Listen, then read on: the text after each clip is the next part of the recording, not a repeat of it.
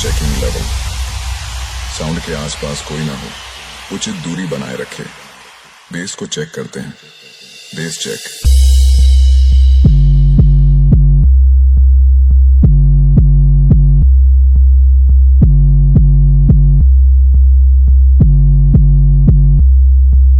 Base checking complete. अब bit check करते हैं।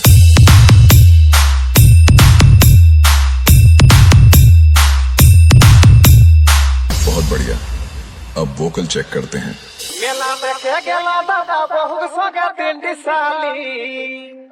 मेला देखे गेला दादा बहुत सगा तिंडी साली। DJ Bhaskar Jhalda king.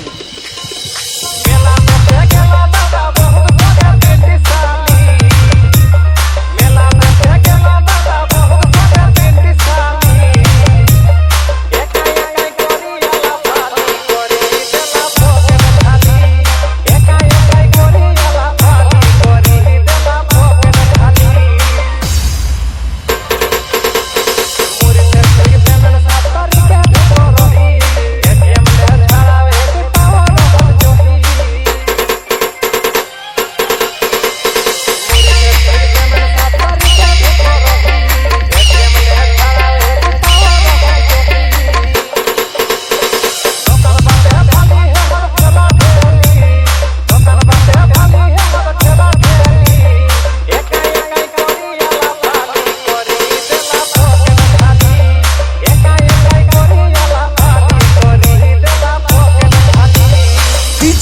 Bhaskar Jhalda king.